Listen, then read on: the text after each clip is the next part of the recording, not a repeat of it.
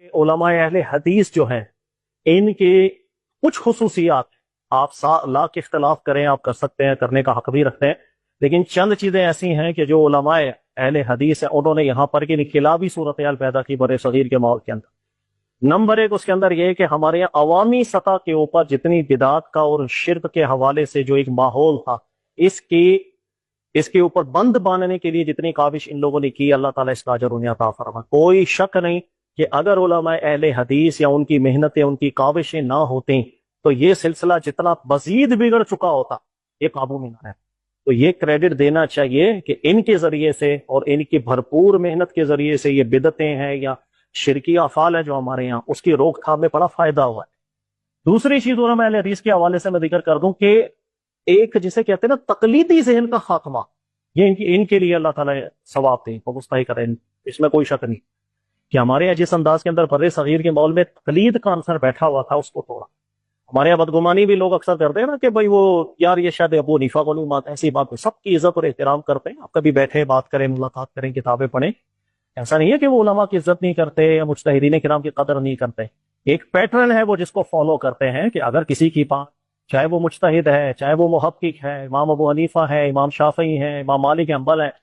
رسول اللہ صلی اللہ علیہ وسلم کے بعد سیکھی بھی بات اگر دلیل میں کمزور نظر آتی ہے تو وہ وہاں جائیں گے جہاں انہیں قرآن و سنت لے کر کے جانا ہوتا ہے۔ تو اس عالم کی، اس محقق کی دعا کرتے ہیں اللہ ان کو ثواب دے، لیکن اس کو ہم عمل نہیں کر سکتے، یہ ان کا پیٹرن ہے۔ لہٰذا وہ تمام علماء کے اقوال کو پڑھیں گے، اجتہادات کو دیکھیں گے، پھر دیکھیں جو بات دلیل میں زیادہ مضبوط ہے اس پر عمل کرتے ہیں۔ تو یہ ایسا نہیں آپ بیٹھے ہیں علماء کی صحبت لیں، آپ کو پتہ چلے گا۔ ایسا نہیں کہ وہ مجتہدین کرام سے متعلق کوئی بغض رکھ کے دلوں میں بیٹھے ہوئے، ایسی بات بالکل نہیں ہے۔ اور تیسری چیز یہ کہ یہ میرا ذاتی تجربہ ہے، ظاہر ہے کہ اہل حدیث مکتب فقہ سے میرا تعلق نہیں ہے، لیکن سلام دعا جتنی دوستی یاری میری رہی ہے، آج بھی ہے، میں جس تجربے پہ پہنچا ہوں،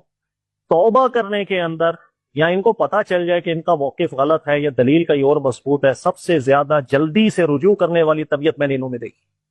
یہ میرا اپنا ذاتی تجربہ ہے، میں مطلب 100% لوگوں کی بات نہیں کر رہا ہوں، میں اپنا ذاتی تجربہ آپ کو بیان کر رہا ہوں کہ میرے پاس بھی بہت سے لوگ آتے ہیں، بہت سے فرقوں سے متعلق ہیں، فکروں سے متعلق ہیں، اور کسی فرقے والے کو توبہ کرانا بڑا عذاب ہے، دنیا کا سب سے مشکل کام ہے۔ وہ نہیں مانتا غلطی،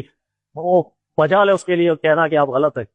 لیکن یہ چیز میں نے دیکھی ہے الحمدللہ اہل حدیث جو فرقے سے لوگ متعلق ہوتے ہیں،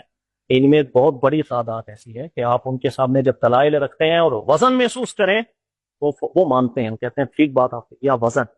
اس چیز کا مجھے بہت تجربہ رہا ہے، یہ چیز مجھے اچھی لگتی ہے کہ فرقہ واریت کے ماحول کے اندر یہ طبیعت سب سے زیادہ یہاں دیکھنے میں ملی ہے۔ اس کے مقابلے میں باقی افکار، باقی فرقے، وہ توبہ کرنا تو ان کے نصیبوں کے اندر شاید لکھا ہی نہیں ہے، یا ہوگا تو اللہ جس کو توفیق عطا فرمائے۔ تو یہ چند چیزیں ہیں، اور یہ ساری چیزیں آپ یقین کریں ساجد میر صاحب کے حوالے سے، اور کچھ عرصہ جس وقت وہاں بھی تھا تو میں سنتا تھا، ان کی ذہن کی وسعت ایسی، یہ تربیت ایسے ہی کر رہے ہوتے تھے۔ اور ان کی مسجد کی جو لوگ تھے، آپ ان سے بھی اگر ملاقات کریں گے نا، ان کا بھی دماغ ایسا زبردست ہے، سوچ ایسی پیاری ہے، ظاہر ہے وہ جن کو سنتے، جن کے ساتھ رہے ہیں تو ان کی ویسے ہی نکھار آ جاتا ہے۔ تو اللہ تعالیٰ توفیق عطا فرمائے، اور یہ جو کاوشیں علماء اہل حدیث کی رہی ہیں اللہ تعالیٰ انہیں بھی قبول کرے۔ غلطیاں کوتاہیاں سب میں ہوتی ہیں بھائی، ان میں بھی غلطیاں ہیں، باقیوں میں بھی ہیں، ہر بندے کو اصلاح بھی کرنی ہے، لیکن جو چیز تعریف جس پر بنتی ہے، کنجوسی نہیں کرنی چاہیے۔ ہمارے یہاں کنجوسی بھی بہت ہو جاتی ہے، یا دوسرا فرقہ ہے تو غلط ہی ہوگا، وہ صحیح ہو ہی نہیں سکتا۔ ارے وہ مسلمان ہیں، کلمہ گو ہیں، اور بہت قابل لوگ ہیں، بہت پڑھے لکھے لوگ ہیں، دلائل میں غور و فکر کرنے والے لوگ ہیں، اور آپ یقین کریں کہ ہماری نجی محفل کبھی ہوتی ہے تو اس کے اندر ایسے ہی اگر وہ البانی صاحب کی تحقیق بیان کریں، ان سے اچھی تحقیق سامنے رکھتے تو وہ بالکل کہتے ہیں یار یہ بات وزنی کر کے جا رہا ہے، ٹھیک ہے نا۔ تو اللہ تعالیٰ جل عطا فرمائے، سبھی ہمارے بھائی ہیں،